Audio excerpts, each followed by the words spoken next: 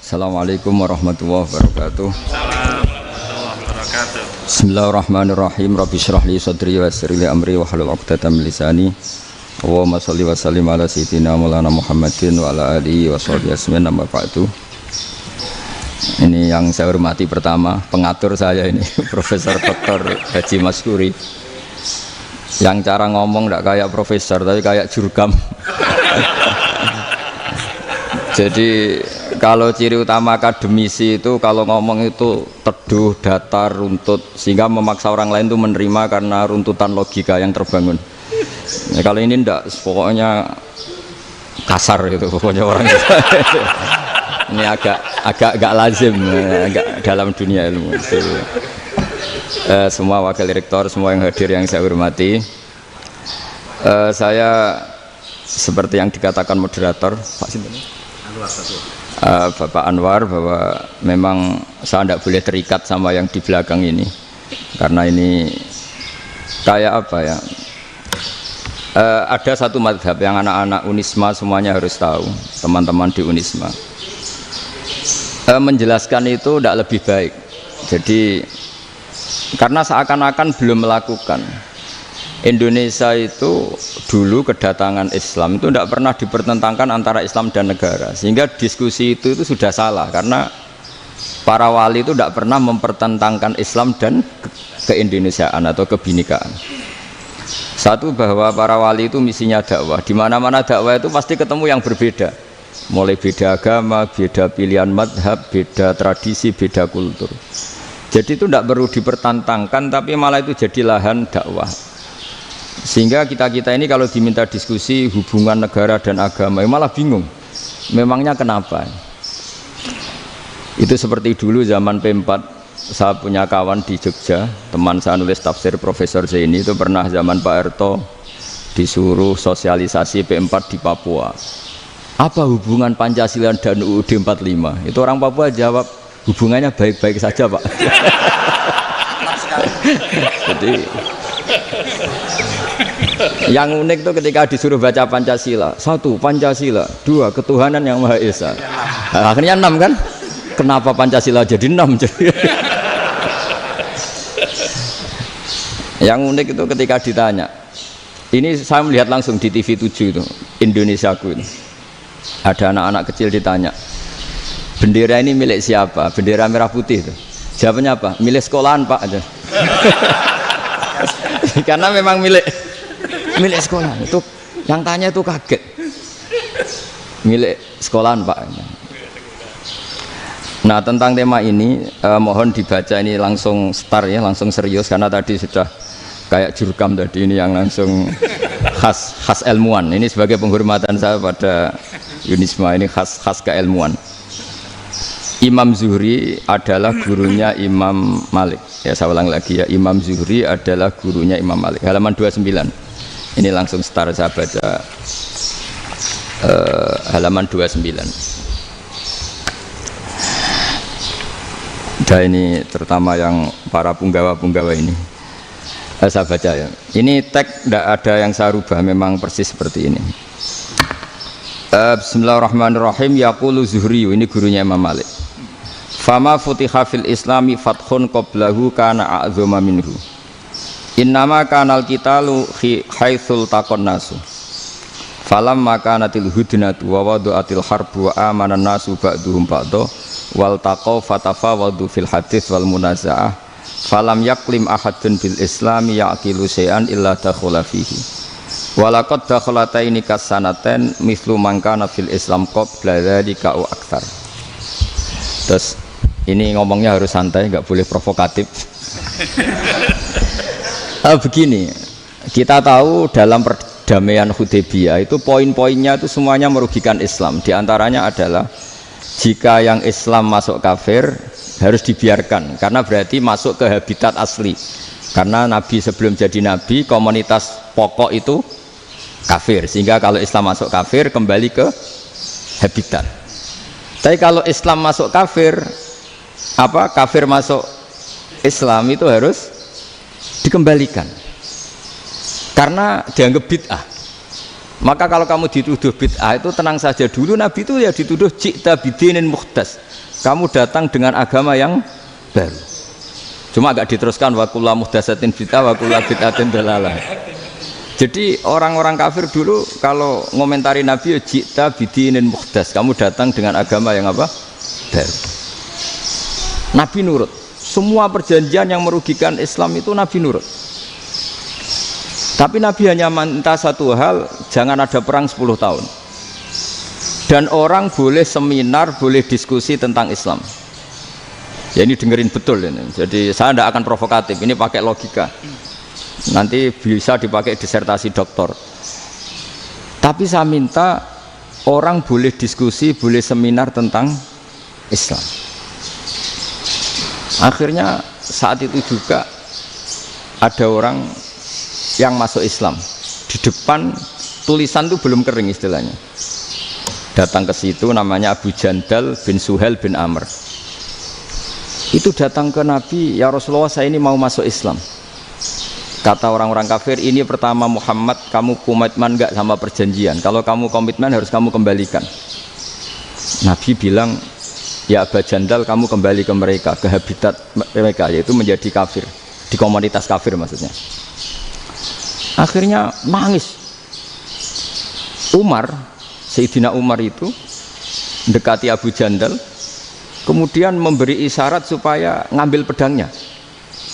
Jadi isyaratnya wong ini baca ora wis. Maksudnya orang-orang kafir. Tapi Abu Jandal nggak mau. Singkat cerita akhirnya kembali ke komunitas kafir. Tapi yang dikatakan Imam Zuhri cara analisis ini nggak bisa pakai provokatif, harus pakai analisis.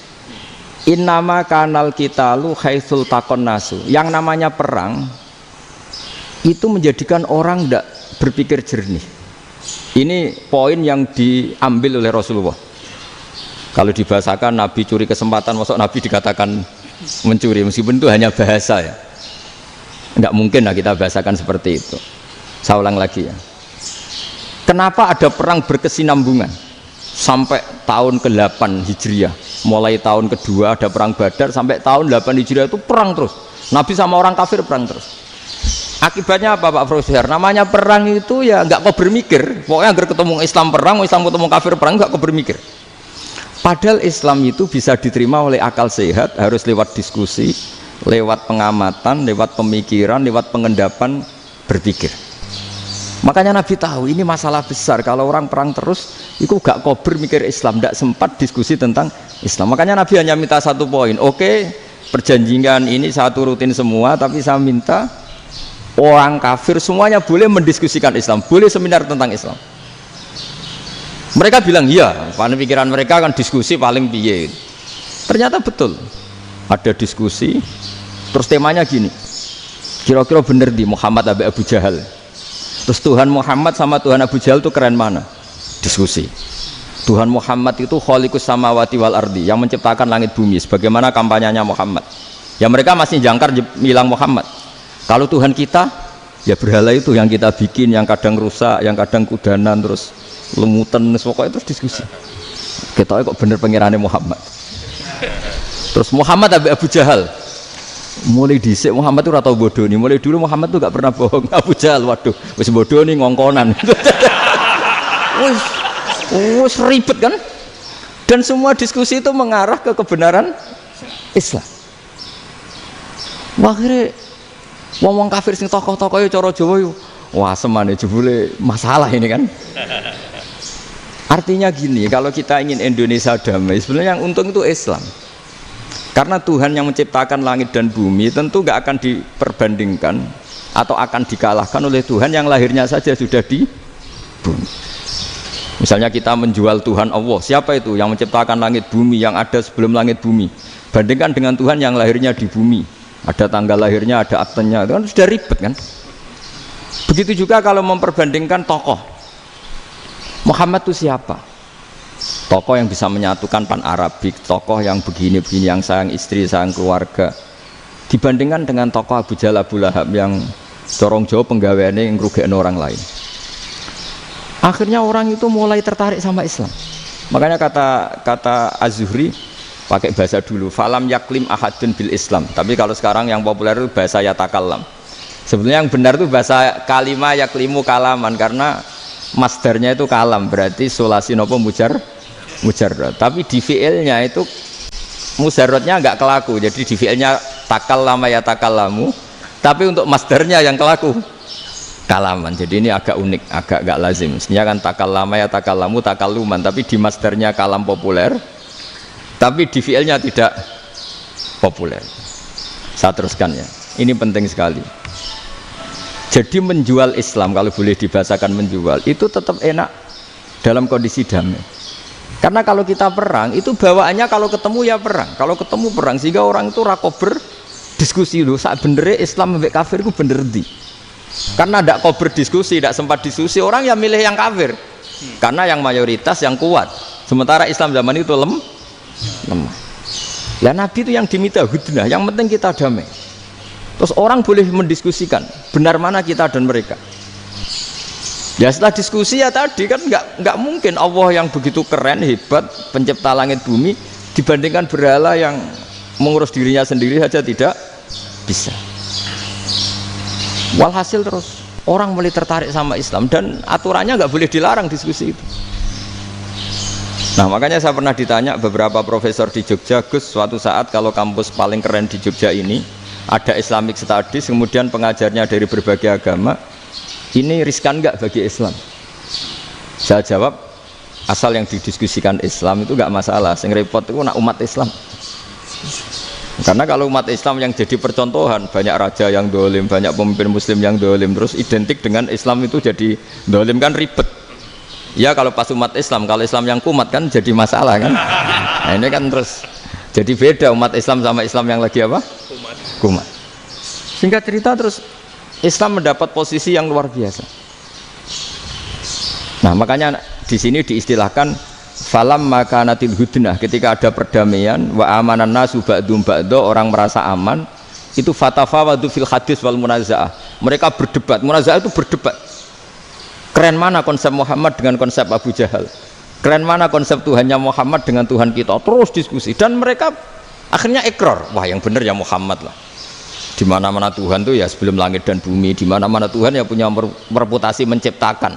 Masa Tuhan reputasinya diciptakan, kayak berhala dan sebagainya. Ibadah juga gitu. Ibadah wong kafir itu kalau tawaf itu telanjang, ibadah Muhammad santun pakai pakaian. Terus akhirnya mereka mulai tertarik Islam.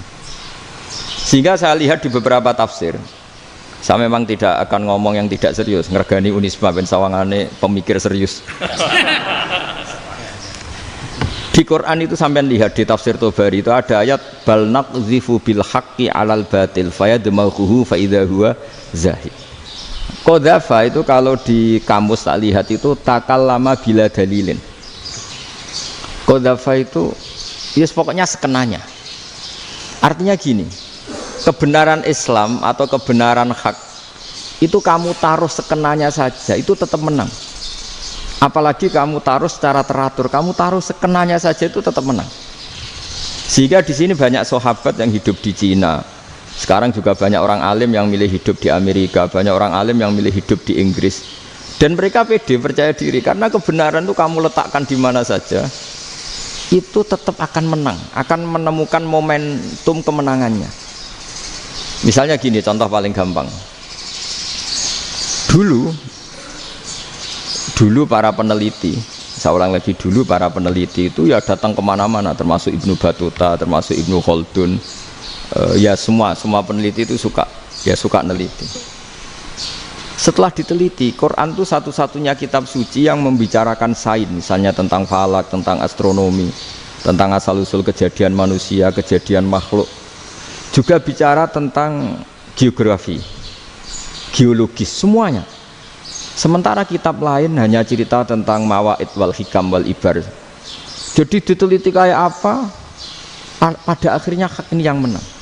Bal naqdhifu bil haqqi 'alal batil fayadmaghu fa idza huwa zahid. Saya berkali-kali cerita, ada ulama yang ahli matematika. Ketika ditanya kenapa kamu suka ngajar matematika, sampai muridnya itu ragu, ini guruku mlebu swarga ta ora, penggaweane mulang matematika. Jadi para muridnya bermimpi bahwa Imam Amudi itu disuruh ngajar para malaikat.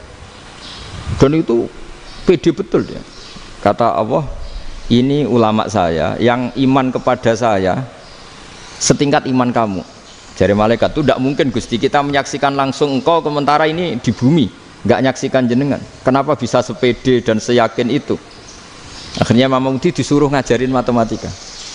Jadi Anda kalau profesor itu nanti harus sempat ngajari malaikat, itu baru benar-benar profesor. Jadi nanti di akhirat ngajari siapa? Malaikat. Jadi ada seminar yang melibatkan banyak malaikat, narasumbernya itu seorang profesor. Itu ketika kenapa engkau begitu yakin kalau Allah itu Tuhan dan Allah itu Al-Wahidus Shomad. Terus Imam Amudi mulai nulis angka agak beraturan. 2, 3, 4, 5 sampai 1 miliar, 1 triliun, semuanya enggak beraturan. Kata beliau, nisbatus naini wasalasa ila ma la nihayatalaha iku nisbatul far'i ilal asli. Mbok angka sebanyak apapun, 2 dibanding 1 ya far'ul wahid, 3 dibanding 1 ya far'ul wahid. Semua angka yang enggak terhingga pun dibanding 1 semuanya far'ul wahid. Semua angka sebanyak apapun itu cabang dari angka 1. Fakullu hadil awalim far'un minal wahidis shomad, yaitu Allah Subhanahu wa ta'ala. Wakil malaikat tepuk tangan, iya juga. Jadi begitu juga ada ulama itu ahli gambar. Saya dulu ngaji sama Mbah Mun Al-Husunul Hamidiyah, itu kitabnya itu banyak gambarnya. Dan gale gambar yang ngawur betul, mangga ahli gambar. Saya epol, sempurna lele. Semua gambar bangunan, gambar sapi, pokoknya gambar. Ternyata dia menemukan Tuhan itu dari gambar. Gambar serapi ini atau seruwet ini sama. Gambar rapi sama ruwet itu sama kalau dalam pandangan tauhid. Dimulai minan nuqtah al-wahidah.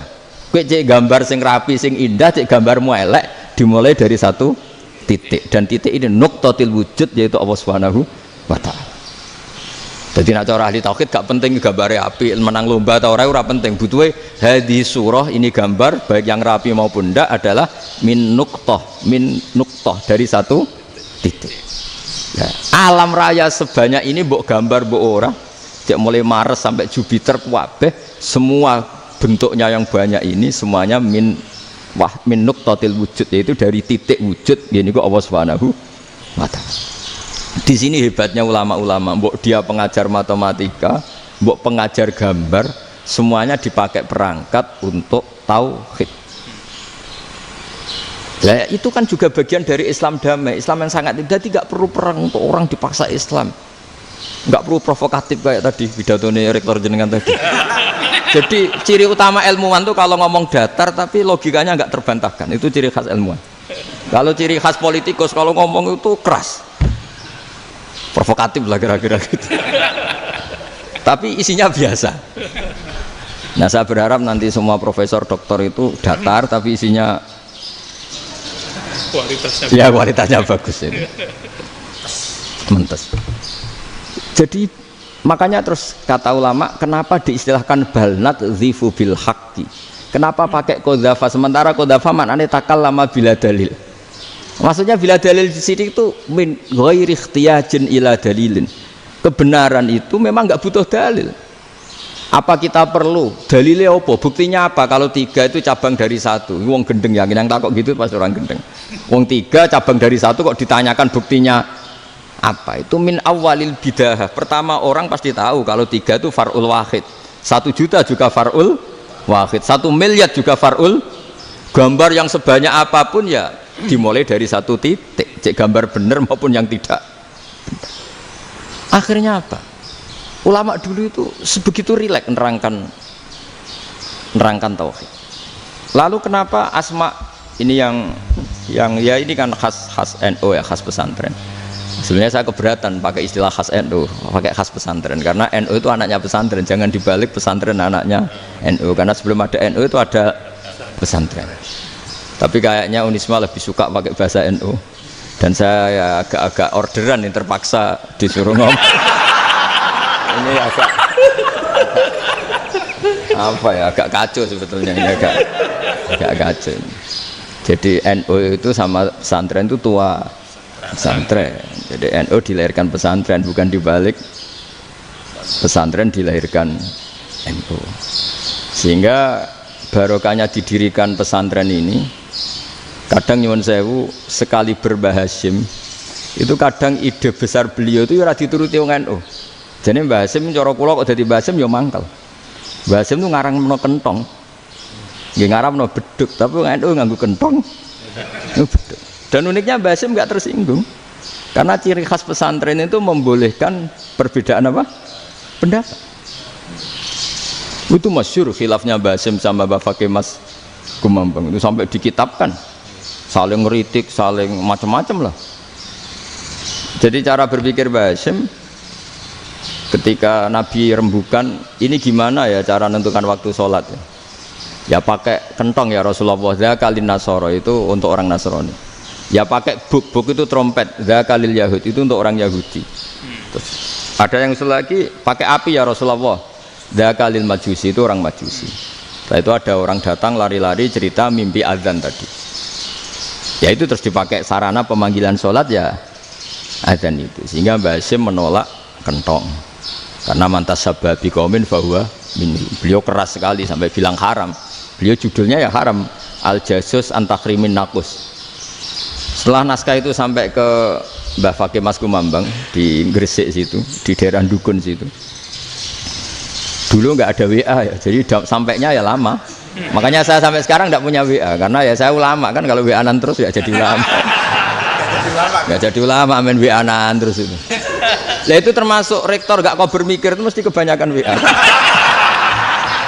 Karena kan otaknya didikte oleh sesuatu yang masuk. Sesuatu yang dilihat itu kan pasti mendikte kita. Beda kalau yang enggak WA-an kan mikir apa kita yang menentukan. Kalau WA-an kan kita ditentukan. Mau mikir anaknya butuh apa gara-gara WA informasi Jakarta mikir Jakarta. Padahal secara kewajiban ngapain kamu orang Malang mikir Jakarta.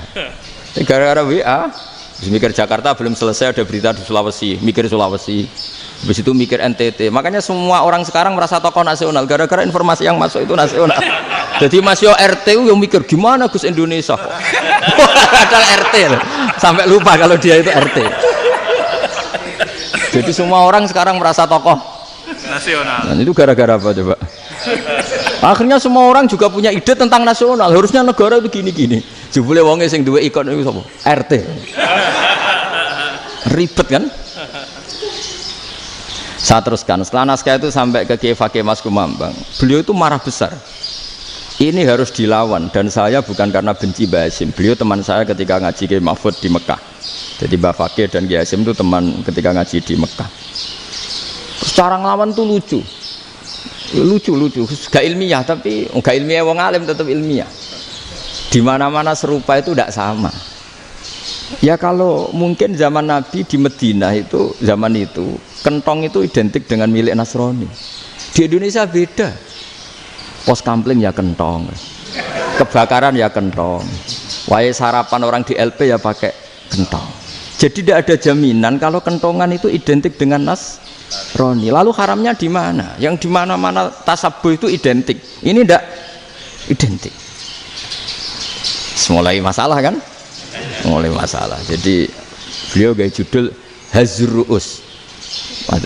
Hazruus itu kepala bergeleng-geleng. Sekarangan kok ngene. Jadi sekarangan kok provokatif gitu. Nah, dan itu Mbah Hasyim ya hormat Mbah Fakih hormat Mbah Hasyim. Saya sendiri secara pribadi itu lebih suka pendapat Mbah Hasyim sebetulnya. Karena bagi saya sholat itu sakral, ya sudahlah kalau sakral ya dipanggil dengan sesuatu yang sakral yaitu kalimat thayyibah adzan. Tapi saya tidak akan bilang kalau kentongan itu haram. Karena kalau haram alasannya mirip orang Nasrani. Sementara pos kampling ya pakai kentong, ada banjir ya kentong, ada kebakaran ya kentong. Jadi tidak identik untuk misa atau untuk sholat ala Nasrani. Tapi itu dulu ya rileks saja, dua beliau itu ya saling menghormati padahal saling kritik. Dan dulu ulama yang beda madhab itu ya saling menghormati. Imam Syafi'i itu kalau sholat di kawasan Masjid Abi Hanifah ya tidak kunut.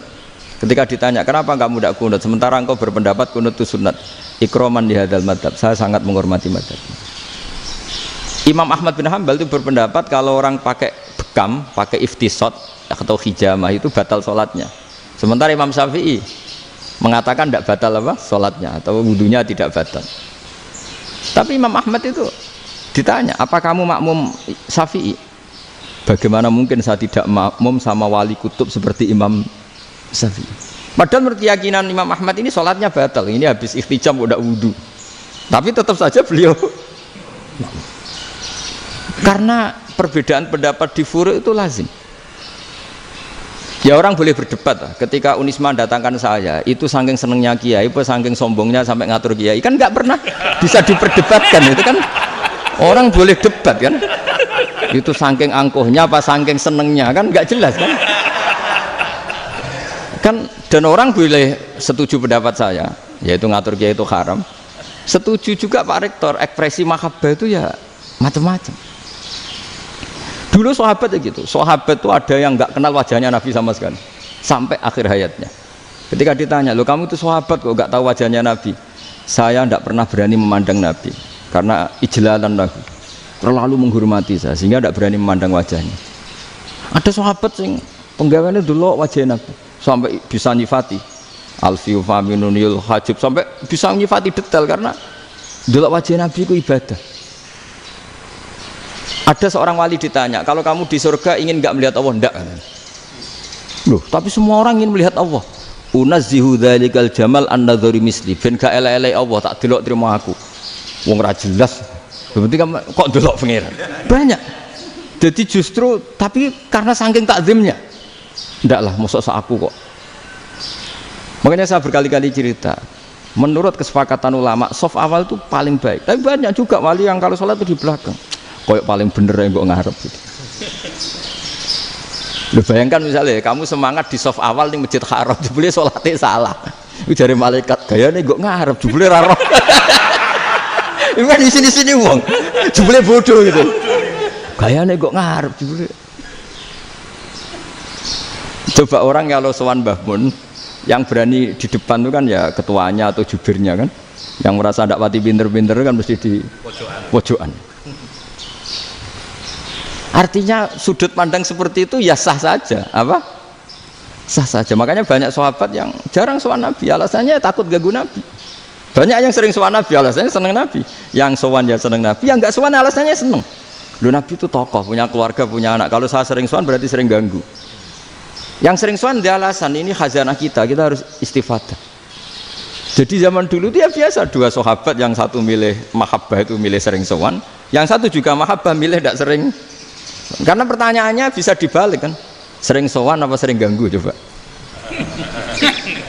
Nabi Abedar, assalamualaikum. Nabi nimang cucunya, assalamualaikum.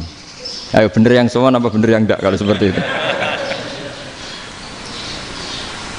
Akhirnya terus diatur sedemikian rupa oleh Quran. Walau annahum sabaru hatta takhruja ilaihim lakana khairal lahum. Jadi sahabat kalau mau sowan Nabi ya nunggu di Sufah.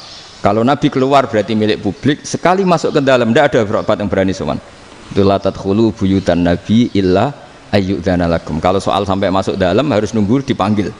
Karena sekali Nabi masuk dalam itu milik privat keluarga, milik istrinya, milik cucunya, milik keluarganya. Jadi Nabi sekali keluar ke ruang itu berarti milik publik. Itu terus jalan tengah. Karena kalau langsung masuk, bayangkan saya itu sering menyaksikan. Mbah Mun habis ngaji 2,5 jam ngaji Jalalain, baru masuk, assalamualaikum. Padahal yai mungkin mau ke kamar mandi, mau ini itu. Jadi dulu itu Quran sangat modern. Sebelum ada dokter ngatur tamu, rektor ngatur tamu itu Islam sudah modern. Dia kan nggak fair kan?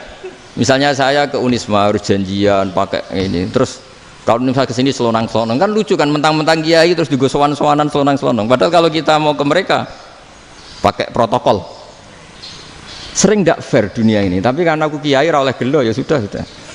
Akhirnya saya memutuskan gak gampang kemana-mana karena itu. Saya sering didatangi ajudannya menteri, Gus mau ada tamu dari Jakarta tanggal ini mesti saya bilang, mereka milih tanggal yang mereka kosong. Kok tidak mikir apa pas itu kosong? Tak jawab enggak lah, sebelum diatur bahasanya dan tawaduknya gitu. Akhirnya dibalik, datang lagi, Gus jam jenengan kosong apa kita menyesuaikan. Lah itu lagi dia akhlak kata saya. Itu baru punya akhlak kata saya. Bukan masalah ini, bukan masalah gengsi ya. Saya sendiri itu dolan ke alumni itu jarang, karena ya takut. Kiai kan yang nganggur, jam 9 nganggur, jam 10 nganggur. Bisa saja alumni itu kerja di pabrik, bisa saja yang latihan ekonomi di pasar. Sehingga kalau saya datang jam 9, iki kiai sing nilai santri ini, apa kiai sing ganggu santri. Nah karena orang ini melakukan rutin gak kok berpikir, pokoknya ngono jenenge silaturahim. Mau nyerah kok berpikir, padahal kalau diangen-angen ini kiai yang nilai santri ini, apa kiai yang ganggu santri ini karena datang di jam kerja. Nah, bayangkan kalau kebenaran dulu itu dikawal oleh satu peradaban perang. Jadi Nabi sesuai diangen-angen Pak Nabi. Perang Badar menang Nabi, perang Uhud menang wong kafir, perang ini gonta-ganti. Apapun itu yang penting satu kesimpulannya, cara Rasulullah kesimpulannya satu. Orang tidak kober mikir kebenaran secara mengendapkan pikiran dengan pikiran jernih. Maka hebatnya Nabi ketika perjanjian, pokoknya saya minta nggak ada perang. Dan orang boleh mendiskusikan Islam. Itu luar biasa idenya Nabi. Karena bawaan perang itu orang kan nggak kober mikir. Ibarat seorang misalnya senang satu perempuan, ketemu rivalnya langsung perang kan gak mikir. Tapi kalau kau bermikir, diangen-angen cawe wedok iku ora seneng aku. Untungnya apa untuk wong ayu ora seneng, malah mau loro hati. Terus sudahlah, buruan dialihkan kemana kan gitu. Itu nak mau amen WA-an tukaran lewat SMS atau tarung langsung ora kau bermikir. Tapi kalau kau bermikir, akhirnya berpikir nih. Perempuan tadi sebenarnya yang disenangi siapa? Oke, ternyata senang Pak Rektor. Sudah kita ngalah. Karena tidak ada nikmatnya kan menikahi perempuan yang sama sekali tidak mencintai kita. Tapi kalau nak kau berpikir pokoknya diprovokasi, wah gue kalah mbak A, gue kalah mbak B, pikirannya kan ojo sampai kalah. Bareng wis menang ternyata ada emas lah. Nah bayangkan Islam itu seperti itu dulu, dipertarungkan. Doang Islam itu dinu aklin, agama yang diterima dengan akal sehat. Tapi sekarang ukurannya perang, yang menang berarti benar, yang menang benar, kan terus jadi repot. Itu Nabi tidak ingin, makanya Nabi ingin sudah lah, nggak ada perang. Nah, makanya kata Imam Zuhri, fathul Islam terbaik adalah orang boleh diskusi tentang Islam dan tidak ada perang. Lagi-lagi penting, tidak perang itu penting, silmun itu penting, perdamaian itu. Setelah tidak ada perang, akhirnya fatafawadu fil hadis wal munazah, orang boleh diskusi apa saja, termasuk boleh adu polemik. Konsep satu Tuhan dan Tuhan banyak diperdebatkan. Akhirnya Nabi secara rileks bisa menjelaskan. Muhammad, urusan kita banyak. Kalau Tuhannya satu tidak cukup, Tuhan harus banyak untuk menyelesaikan berbagai urusan. Ada Tuhan bagi rektorat, bagi ya, macam-macam kan. Ada Tuhan untuk ngurusi utang, ngurusi BPKB, macam-macam. Terus kata Rasulullah, enak saja Nabi jawabnya. Ya kalau kamu punya majikan banyak, perintahnya beda-beda, kamu mangkel enggak, bingung enggak? Ya susah mat. Kalau majikannya banyak, perintahnya beda-beda, kita jadi repot. Senang mana? Senang majikan satu. Ya sudah Tuhanmu itu majikan kamu. Kalau Tuhannya banyak, perintahnya macam-macam, kamu yang repot. Akhirnya sudah mat Tuhannya satu aja. Nah, itu ya barokahnya diskusi tadi, barokahnya enggak perang. Daraballahu mathalan rajulan fihi syuraka'u mutasyakisuna wa rajulan salamal lirajul hal yastawiyani masalah. Terus alhamdulillah. Jadi orang yang paling kafir pun saat itu taslim. Nah ini kembali ke kalimat la ilaha illallah. Saya tidak perlu provokatif, pasti teori saya itu benar. Bukan saya bilang benar itu karena sombong, enggak. Ini sesuai teks. Misalnya begini, benar enggak kelompok takfiri yang suka ngafirkan orang lain? Itu pasti tidak benar. Logikanya gampang. Orang yang kafir 70 tahun saja dengan melafadzkan la ilaha illallah menjadi muslim. Masa dengan kalimat yang sama yang muslim menjadi kafir? Itu logikanya kan enggak ketemu. Orang kafir 70 tahun untuk menjadi muslim disuruh baca apa? La ilaha illallah. Tapi gara-gara baca la ilaha illallah nyekel patok jadi kafir. Pertanyaannya, loh ini kalimat apa? Kalimat untuk mengkafirkan apa kalimat untuk mengislamkan? Karena yang kafir dengan kalimat itu menjadi Islam, ternyata yang Islam dengan kalimat itu menjadi kafir. Itu ketemu enggak cara logika itu kan enggak ketemu kan?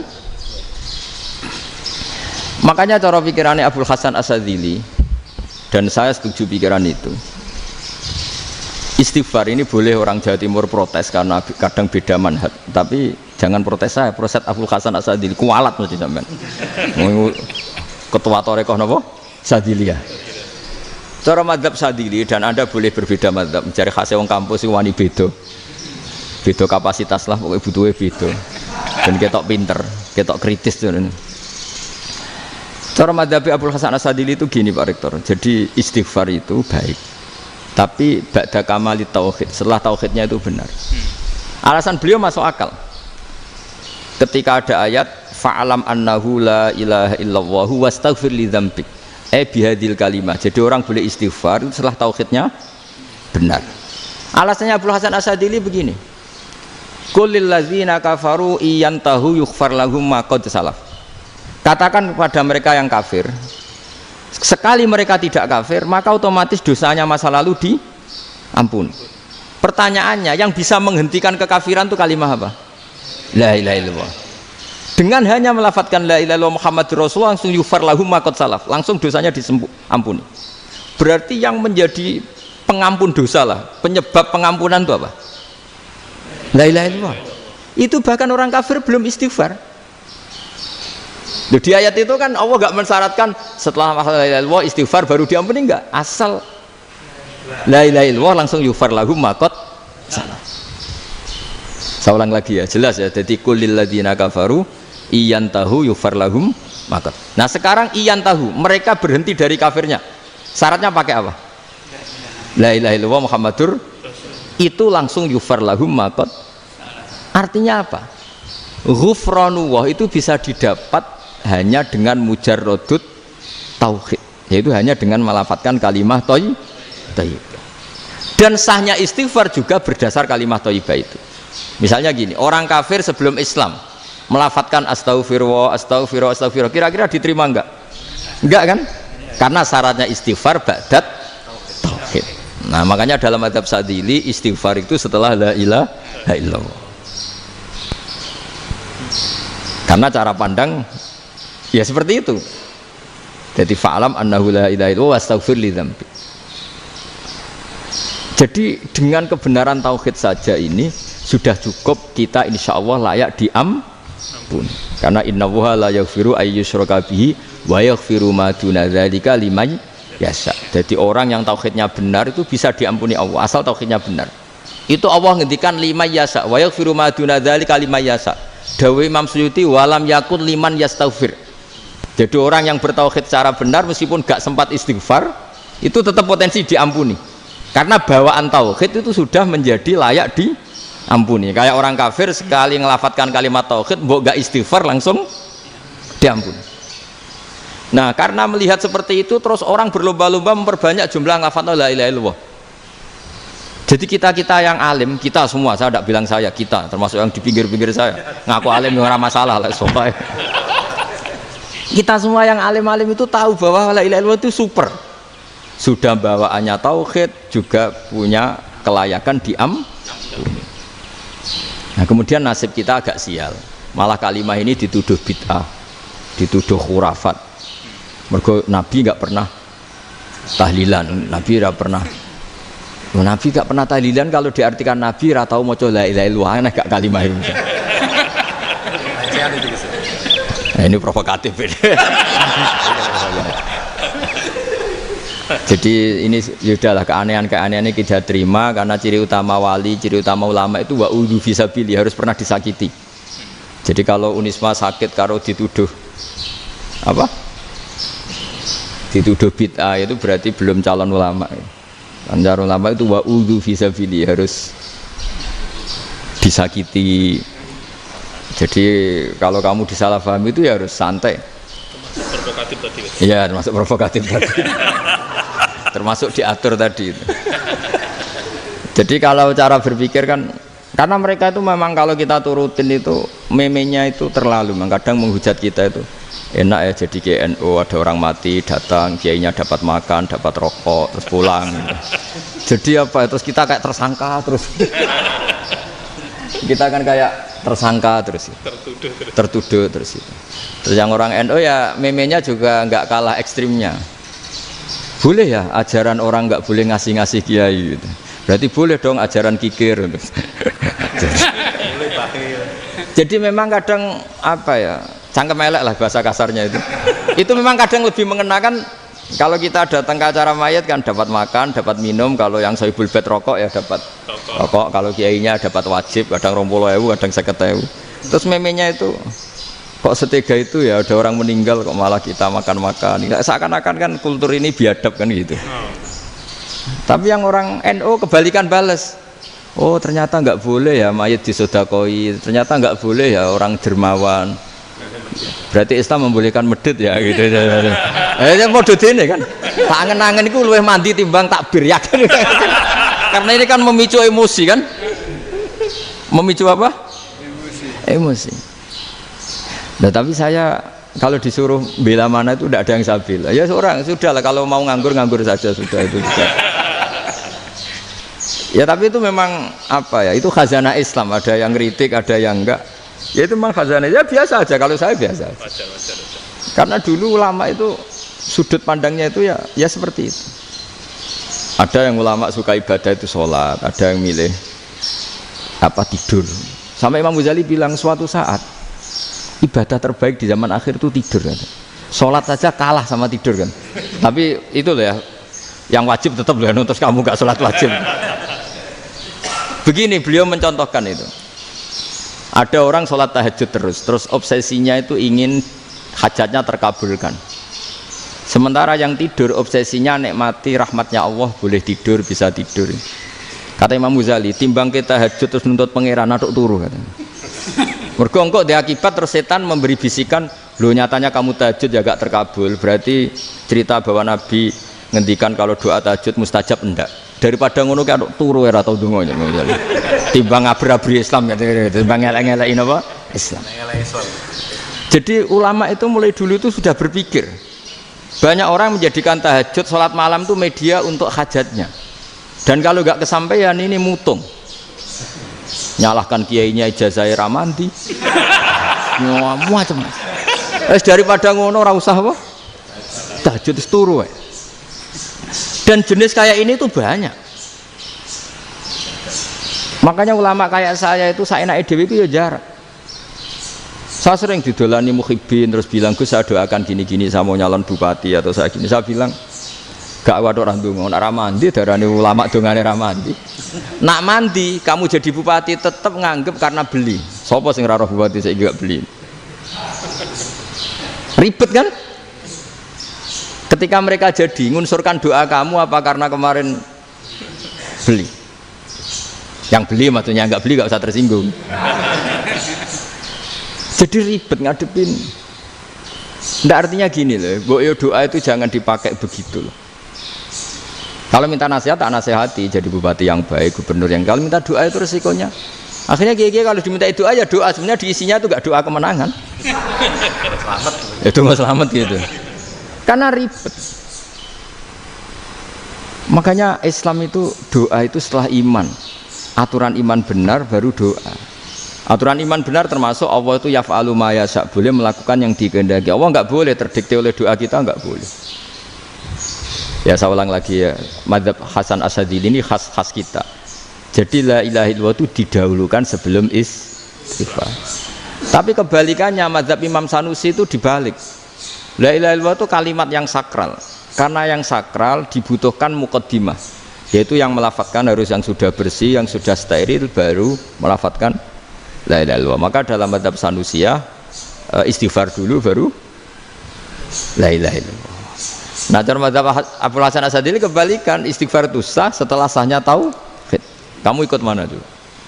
Asyadzili apa Sanusiyah? Alhamdulillah sama-sama tidak paham, ya sudah. Akhirnya sudah, ya saya nggak kemana-mana kan gitu. Jadi apa ya?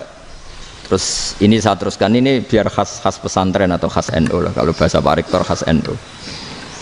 Ini Ben sampean tahu beberapa perbedaan itu lazim, halaman 24. Ya, halaman 24 sama 25. Tak baca, ini masih orisinil. An Sufyan bin Uyainah, ini juga gurunya Imam Syafi'i. Kata Sufyan bin Uyainah, beliau cerita, kana Isa wa Yahya alaihi masalam ya'tiyanil qaryah fayas'alu Isa an syirari ahliha wa yas'alu Yahya an khiyari ahliha.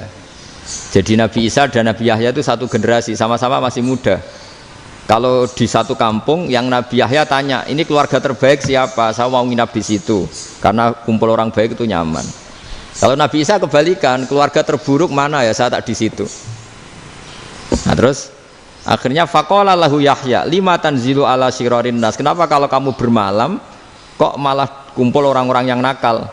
Innama ana tabibun udawil mardo. Saya ini nabi, barat dokter. Di mana-mana dokter yang ngumpuli yang sakit, ngobati yang sakit. Makanya di NU itu ya banyak Kiai Jazab mengumpuli yang nakal-nakal. Nak tepak yang ngentas yang nakal, nak ora tepak ya katut. Ini adu nyali lah sudah gitu. Tapi itu ada ilmunya, yaitu niru Nabi siapa? Isa. Kalau kamu dokter penelitian tuh cari daerah yang banyak pandemi apa yang bersih? Yang banyak pandemi, karena yang namanya penelitian ya di situ kan. Kalau kamu dakwah ngentas kemiskinan, ke daerah miskin apa daerah kaya? Nah, sama kalau ngentas kefasikan, ke daerah fasik apa daerah orang soleh? Fasik. Ya, tapi itu Nabi Isa. Nah, kalau kamu tidak Nabi kan potensinya kan ngantut itu. Tapi setidaknya bahwa kita sering disalahkan karena punya beberapa tokoh yang ngancani fasik-fasik, itu sebenarnya ada dalilnya, yaitu Nabi siapa? Isa. Nah, terus masalah tegas dan lunak. Ketika ada mahasiswa misalnya pacaran, boncengan lanang dan perempuan, itu pilihan kita apa?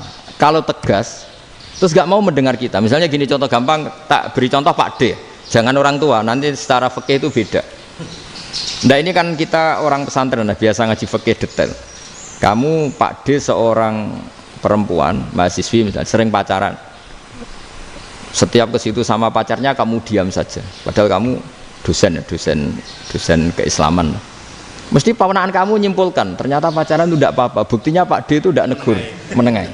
Ini berarti as-sukut alal mungkar. Tapi kebalikannya, Pak D ini terkenal keras. Nak rono mesti ada aku ponaan. Akhirnya yura rono. Mesti ngerti nak mesti diamuk. Nah, dua orang ini sama-sama gagal kan? Yang lunak menjadikan ponaannya pacaran terus karena enggak negur sehingga dikira membolehkan. Sing keras juga enggak sempat bina wong rono era wani. Akhirnya dua orang ini sama-sama enggak ketemu, sama-sama enggak berkesempatan membina kan? Gagal membina kan? Karena yang keras ponaannya enggak pernah situ, berarti enggak bisa bina kan? Yang lunak membiarkan berarti juga ada bina. Nah, Islam itu antara dua itu. Ya agak terlalu lunak, enggak terlalu keras. Karena kalau terlalu keras, misalnya ada kiai terlalu keras, lu masyarakat mau tanya itu gimana? Lari kan? Lu saya ini punya pengalaman pribadi. Saya ini kan kecelok orang alim. Itu kalau pernah ya saya itu berusaha ya pokoknya ya umumnya orang alim lah. Tenang, terus anteng, enggak gejlok-gejlokan. Itu enggak ada yang tanya. Saya mimpi ketemu beberapa ulama itu disalahkan. Terus umat saya kalau mau tanya itu ke siapa? Wong alim wis wibawa, meneng tambah banget wibawane. Bala Quran sering gojlok rektor macam-macam. Terus wong wanita kok, saya biasa ke pasar pandangan dicegot orang. Gus, putri saya itu sering keluar darah tapi melebihi batas haid gini-gini. Kalau badhe sowan jenengan, gak usah sowan ning kene mbek ngadeg-ngadegan. Terus tanya, yang haid berapa hari, Gus? Ya supaya rudat ilal adat sebelum dia punya penyakit istighadah itu berapa? 6 hari ya sudah, kembali 6 hari lainnya mustahadah, tetap sholat tetap normal. Tapi kalau saya wibawa moro pasar go tasbih duwilu iku mesti wong salaman njaluk donga yakin lho. Tapi baru kayak rada uraan ketemu wong-wong, dol pening ndi? Mak pening ndi? Gus beneran Gus ketemu jenengan kula wingi badhe tuwa kok. Akhirnya tanya. Dadi uraanku iku amdan. Lho nek sampean asli iki asli uraan. Karena ndak uraan lah tetap ndak wibawa kan. Jadi baru kayak uraan itu ya banyak. Saya itu kalau ngantor di Jogja itu banyak orang yang tanya. Ya biasa tuh tanya macam-macam. Karena saya uraan. Ke pasar ya orang, bahkan di bis sering ketemu orang, wah beneran Gus kalau badhe sowan jenengan badhe tanya ini. Ya sudah di sini aja. Jadi semua itu diilmoni. Nah, Nabi itu punya sisi yang dua-duanya jalan. Memang beliau luar biasa, dipilih Allah yang luar biasa. Nabi ketika wibawa itu banyak sahabat yang bahkan mengenali wajahnya aja tidak bisa. Ka'anna ala ru'usihim at-thair. Bayangannya seakan-akan di kepalanya itu ada burung yang takut terbang, saking antengnya. Tapi Nabi sekali mengeluarkan job, sekali santai, itu sahabat tanya itu sampai yang nggak pantas ditanyakan. Nabi saat tadi kumpul istri saya, tapi tidak inzal itu wajib mandi ndak. Aro'aita law anna ahadana ya'ti imro'atahu walam yunzil. Itu ya ditanyakan. Nabi mun kumpul e mboten saged inzal sepundi. Guys metu lagi. Terus ya ada yang tanya macam-macam. Ya saking ada sahabat dipanggil Nabi tambah lari, dipanggil lagi tambah lari. Panjenengan nyeluk, oh pas kula kumpul bojo kula.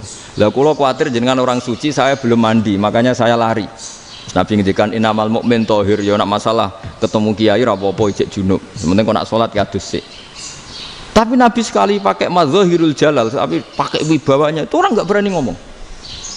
Tapi sekali Nabi rileks, itu orang bisa tanya apa saja, termasuk halal yang nggak pantas. Lalu ada sahabat itu tanya lucu, tanya Maimunah. Maimunah itu ya cantik tapi sudah agak tua lah. Maimunah, ya umal mukminin, hukumnya ngambung bojo pas Ramadan ubi. Wah gak roh aku, gak tahu diambung kan Nabi pas Ramadan. Tanya Saudah, wah malah orang arah diambung kalau Saudah itu kan istuwa itu. Lucunya istrinya jawab, tanya Aisyah yang mungkin Nabi, iya yang mungkin tanya Aisyah. Itu yang usul ya istrinya Nabi Maimunah. Selalu Aisyah, tanya be Aisyah. Ya Amirul ya umal mukminin gini-gini. Aisyah yang cantik masih perawan kan. Qabbalani Rasulullah bahwa oh Nabi biasa ngambung-ngambung pas Ramadan dan beliau tetap puasa. Akhirnya fakih ngarang kan wa takbil fi Ramadan wa tublah la tubtilu shauma ngambung ora. Iku ya udah biasa di sini. Ya nasi bojone ayu. Ndak ini artinya seasik itu gitu. Jadi garwane Nabi sing ngrasa rodok tuwa. Wah, aku ora tahu ya. Kok Aisyah. Serilek itu dulu itu. Maksudnya orang Islam pertentangan itu. Maksudnya ini balik semua ini bedanya orang pesantren sama orang kampus. Kalau orang kampus mau cerita agama itu rahmatan lil alamin, tapi nyontokno rileke ora iso. Agama itu rilek, tapi nyontokno rileke ora iso. Mergo ora pati ngaji. Contohnya ora iso, dadi mau gawe kaidah kok Islam itu rahmatan. Jadi Nabi itu lah, Allah juga gitu. Allah itu kalau sudah memperlihatkan madzahirul jalal, itu mbok malaikat Jibril rawani. Ketika Allah dengan madzahirul jalal. Tapi kalau Allah dengan madzahirul jamal, madzahirul apa? Jamal. Iku yo gojol-gojol kan ambek makhluk gojol. Yo buli-bulian cara sakniki. Ya sampean delok ning hadis syafaat itu, akhiru man dakhalal jannah atau akhiru man kharaja minan nar itu di beberapa judul. Ada seorang rojul yang ahli neraka ya, dintas mbek pangeran terus ditudono swarga. Gusti, swarga sengiler tok ora wong wayu roh wis ngiler tok. Ngerjaluk Gusti mosok roh tok ora oleh mlebu. Jarimu asal mlebu metu kon neraka ora jaluk-jaluk meneh. Sumpah lho ya, gak jaluk apa-apa meneh. Mboten Gusti. Sekali saya keluar dari neraka ndak akan minta apa-apa lagi. Wis. Wallahi, wallahi. La as'alu ghairaha. Mesti ghaira khoslah, ghaira tilkal khoslah. Ya niku pokoke selain keluar dari neraka saya ndak akan minta lagi. Didono swarga wong do kelon seru wibet kan. Sing bojone elek kan dendam dadi ning swarga iku. Swarga wis macam-macam. Gusti mosok roh tok ora oleh mlebu. Jarine ra janji ra njaluk meneh.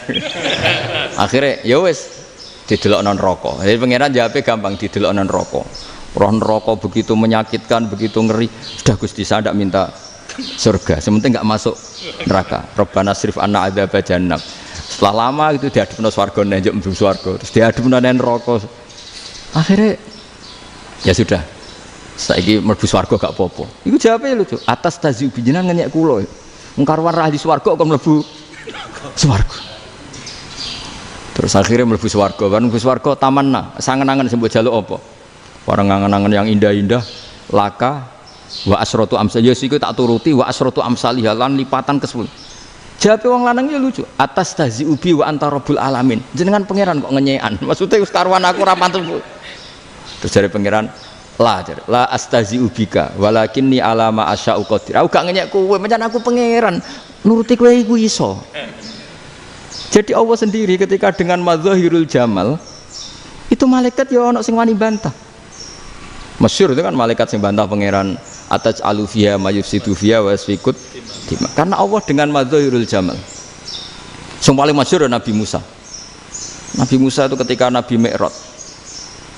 Nabi Mi'raj itu beliau kira-kira di langit keempat lah yang masyhur atau kelima. Ngelangkai. Nabi Musa nangis, ya Rabbi ini apa-apaan? Orang sing ja'a ba'di kemudian melangkai makom saya ini apa-apaan? Dan Nabi Muhammad kan apapun hebatnya kan junior. Kok melangkahi makom saya ini apa-apaan? Enggak fair. Sampai Nabi Muhammad itu tanya gini sama Jibril, reaksi Allah gimana ketika melihat Musa seperti itu? Jawab malaikat Jibril lucu. Ya roh khiddatahu, Allah sapal gayane Musa. Biar. Jadi lucu. Ya dibiarin aja sama Allah. Tapi yang jenenge Nabi Musa itu kekasihnya Allah, tetap berkah bagi kita. Betul. Ketika setelah Mi'raj diwajibkan sholat 50, gentena Nabi Musa kelihatan nabinya. Sebenarnya Nabi Musa itu sebetulnya loh, gak nguntungkan kita sebetulnya. Tapi yang nguntungkan, sebenarnya ndak niat nguntungkan kita, tapi nguntungkan. Nabi Ibrahim kan di langit ke-6, keren lah. Konti jong ketemu Allah ngeten-ngeten kan sholat 50. Karena Nabi Ibrahim terkenal Nabi baik, ndak bantah. Bareng Nabi Musa. Kenapa diceluk pangeran? Kula kan salat ping 50. Inna ummataka la tutiku dalik. Wah, gak kuat umatmu. Serai-rai gak umatmu ora ngarah kuat 50 rakaat. Tapi sebenarnya Nabi Musa itu niatnya bukan membela kita. Fa inna ummati la umatku sing gagah-gagah ra iso meneng umat. Berarti sebetulnya ya itu masih pakai gengsinya gitu. Wes ngono-ngono lah sementing kita untung. Sebetulnya dia itu gak terima wong umat saya aja yang lebih kuat. Gak kuat apalagi umatmu. Dan terus sebutin irji ila rabbika fas'alhu takhfif. Itu berarti Allah dengan madzahirul jamal. Sudahlah, datang ke Allah minta keringanan. Allah itu baik. Minta, ambek Allah ya diringanan mau 5 tok. Jadi cek 45. Balik Nabi Musa, piro 45, cek ra kuat umat. Wong umatku ra kuat. Jadi sebenarnya dia bilang umatku ra kuat. Lho cara Nabi Muhammad model wong Malang, yo beda umatku mbek umatmu. Ribet kan? Beda. Lho Nabi Muhammad kan enggak seperti itu kan? Enggak punya akhlak Malang kan? Akhlak. Maksudnya akhlaknya mujur itu loh, enggak akhlak yang baik gitu loh. Ya, akhlak yang mujur bukan yang Malang gitu. Jadi Nabi ya manut. Tinggal 40 kan, dikurangi lagi 35 sampai 9 kali kan, masyhur itu. Ya kan kalau dikurangi 55 kan berarti turun naik kan 9 kali. Itu setelah 5 itu Nabi Musa cek usul masih ragu. Itu cara Nabi munggah nentek. Ini entek ya.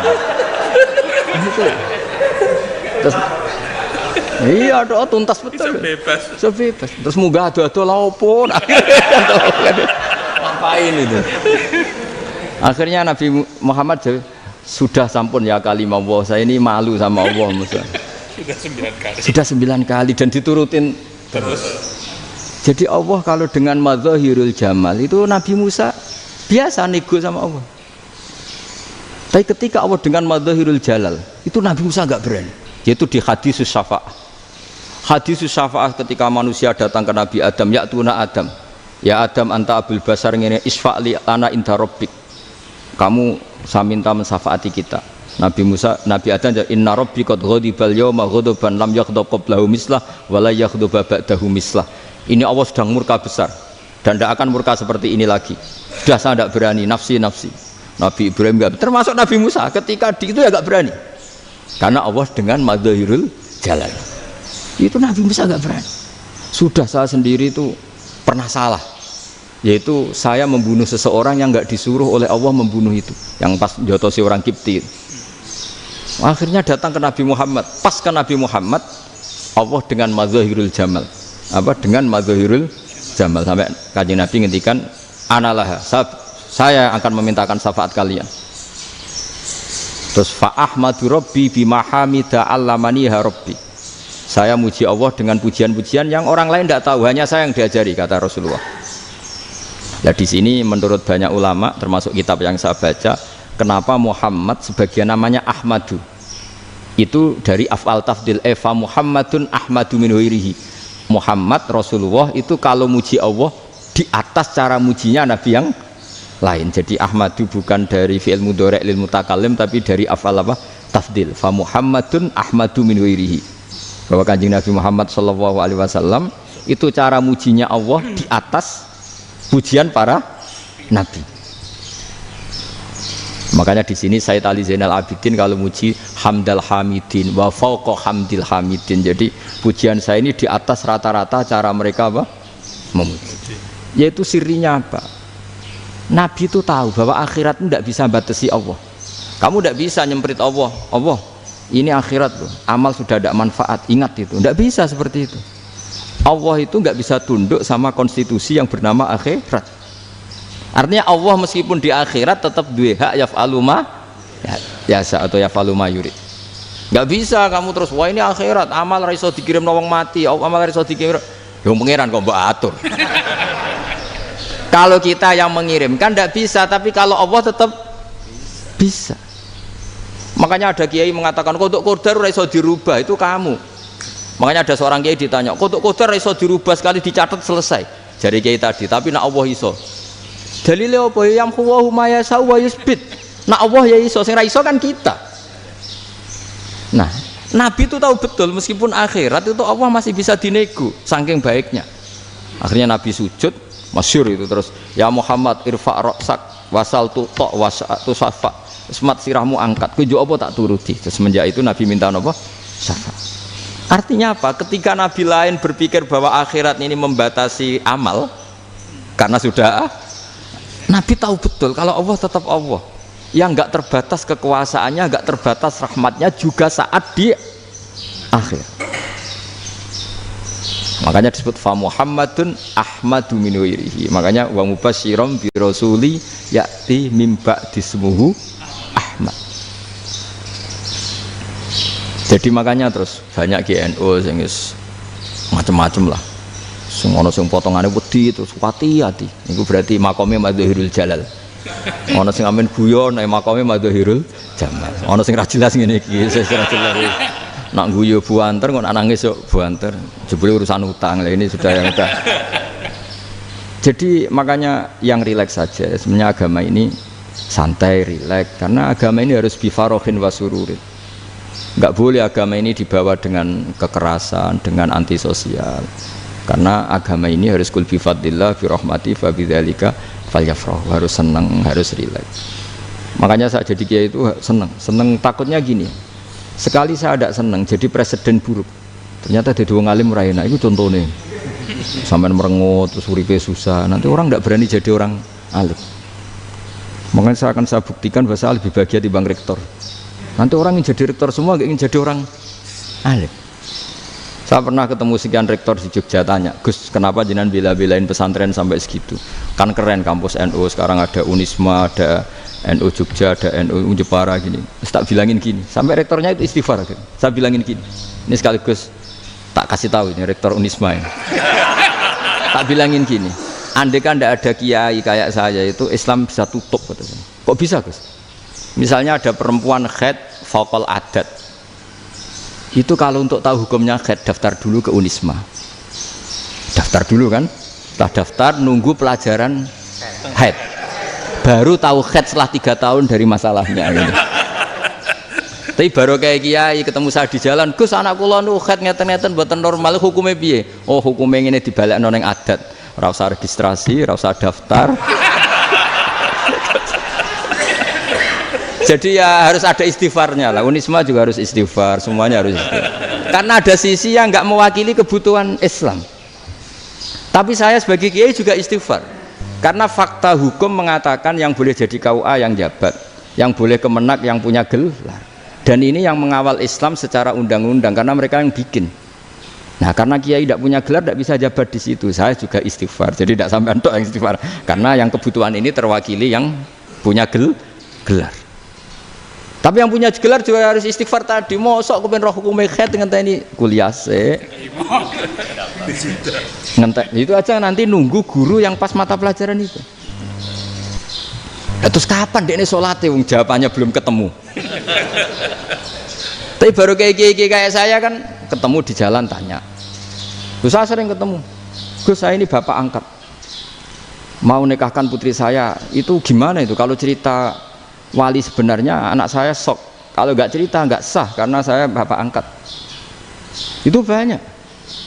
Hanya tak akali ya sudah wali yang sebenarnya taukil pada hakim tanpa diketahui, tapi hakikatnya itu taukil hakim. Itu kan tidak gampang. Nah, tapi kalau tanyanya di kampus, registrasi dulu, daftar dulu, baru tahun berapa ada pelajaran itu. Semester 5 baru tanya. Iya kan? Semester 5 ya? Iya. Oh, itu kan. Jadi jangan kira terus sistem Unisma itu yang terbaik di dunia, tidak juga kan? Tidak juga. Dan sistem-sistem yang lain maksudnya ada. Tapi sistem kiai loh, Mbah Mun juga sering pesen saya, kowe kudu seneng pegawai negeri. Piye-piye sing jaga agama pegawai negeri. Kemarin pas acara 7 harinya Gus Roba sama matur itu di depan para kiai. Setelah saya jadi kiai ya itu nyata. Islam di Papua, di NTT yang bawa siapa? Dokter negeri, ya kan? KUA negeri. Barokahnya mereka negeri dijamin negara kan? Barokahnya Muslim berkebutuhan Islam. Akhirnya bikin musola di situ, bikin masjid. Bahkan di Korea Utara itu ada masjid bawaan duta besar, karena banyak duta besar Muslim berkebutuhan masjid. Yang bisa gini itu yang negeri apa yang swasta? Negeri lah. Di sini kiai tidak mewakili semua kebutuhan apa? Islam.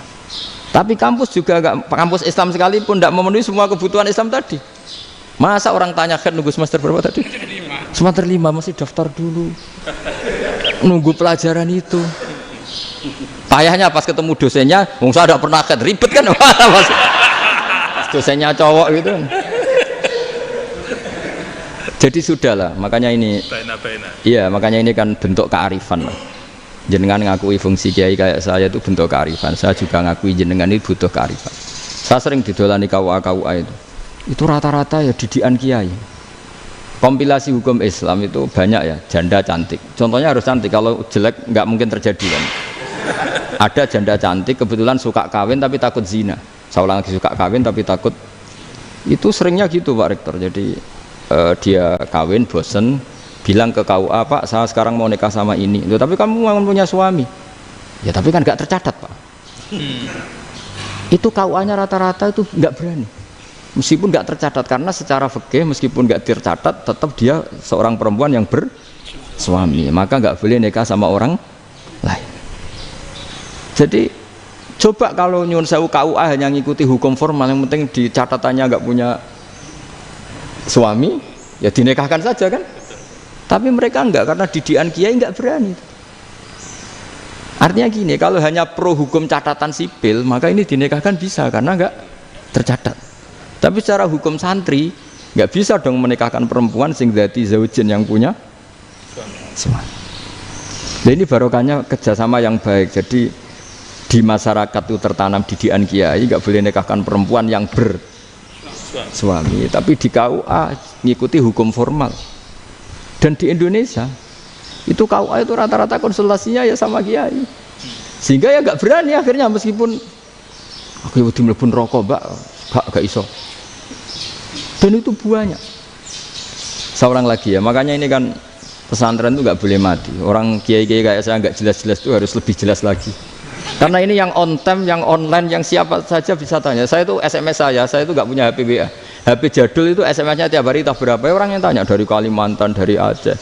Gus di kampung saya ada masjid 2 itu yang Samana, ada yang dari orang perkotaan. Gus di perumahan baru ada masjid, yang Jumatan baru orang 12, sah enggak? Ya langsung saya jawab, sah. Dalilnya ini. Ya sudah. Nah, tapi kata Imam Syafi'i gini, harus orang 40, itu madzhab Syafi'i, dalam madzhab yang lain gini-gini. Itu kalau tanya rektor itu kan ribet. Masuk ajudan dulu, asisten dulu, panjang.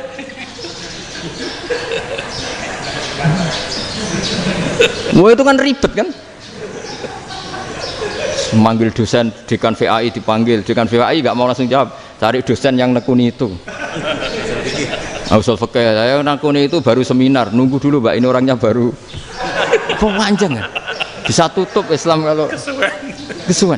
Coba kalau tanya kiai kan enggak ketemu di jalan. Dulu Mbah Zubair kata Mbah Mun, saya termasuk santri yang diapresiasi Mbah Mun.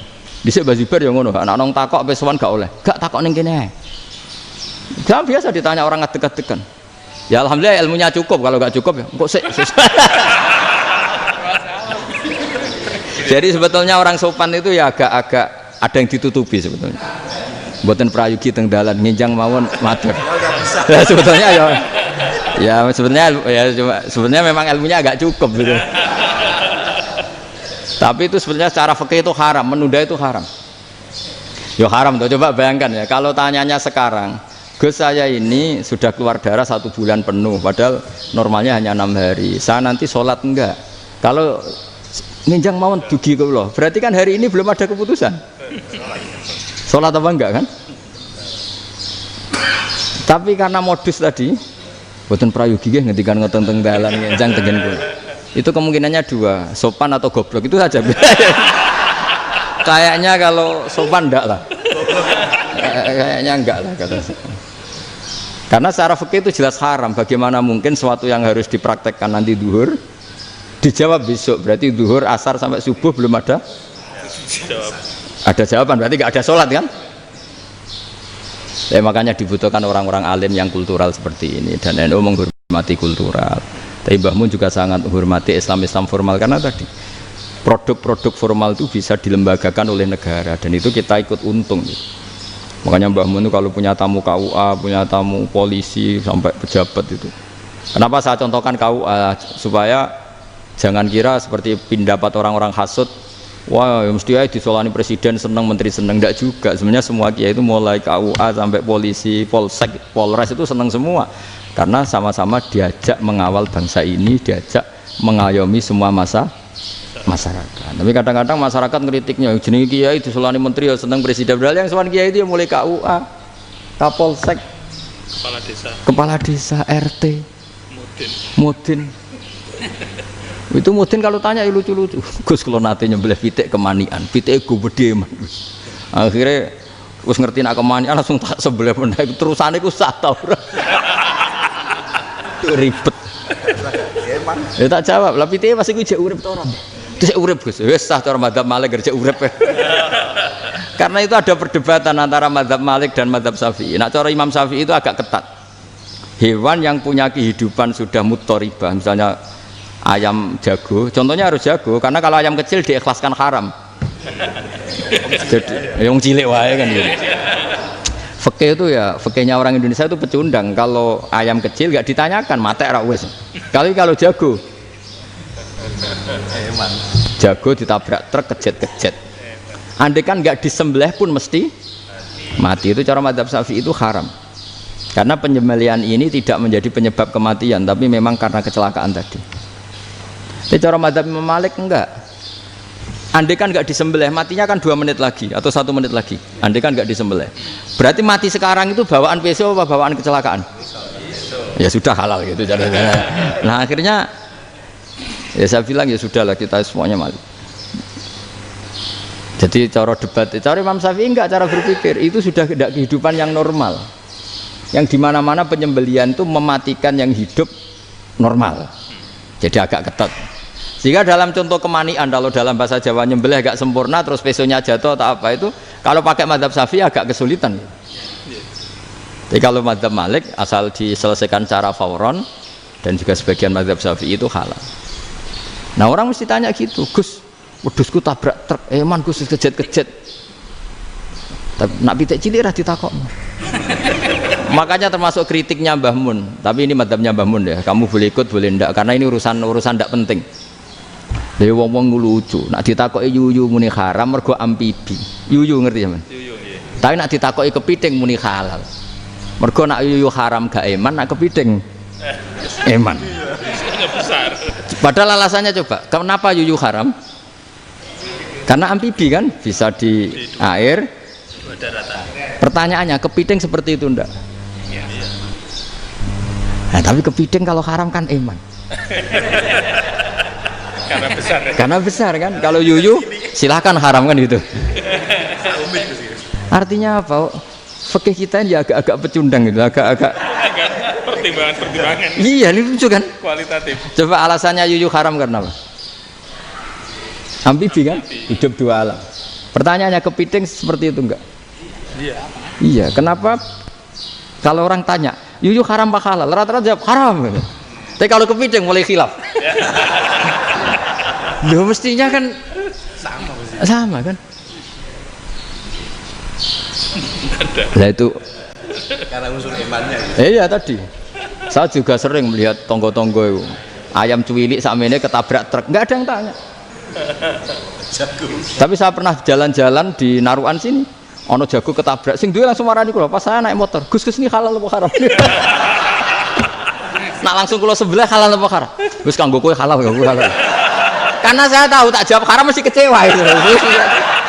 Aduh, akhirnya kiai ini beratnya kan. Ya akhirnya ya saya setelah itu mate Imam Syafi'i ngapunten umat kula nu rahasia mangke madzhab jenengan tuh ndak siap. Ini tidak sama. Iya kan akhirnya pakai madzhabnya Imam Malik tadi. Ya tak Fatihah Imam Syafi'i ini mboten niat nglawan jenengan. Tapi ngobati tiang eman. Mergo pitike besar itu. Jadi ini kan cerita ya itu makanya yang rileks saja lah bahwa Islam ini yang rileks, yang menyenangkan karena ya agama ini harus menyenangkan. Raditu billahi robba. Raditu itu seneng banget, ridho itu puas. Nggak boleh beragama pertuntungan terus emosinan ya marem atau dia itu marem jadi yang nyaman ya saya kira demikian. Assalamualaikum warahmatullahi wabarakatuh.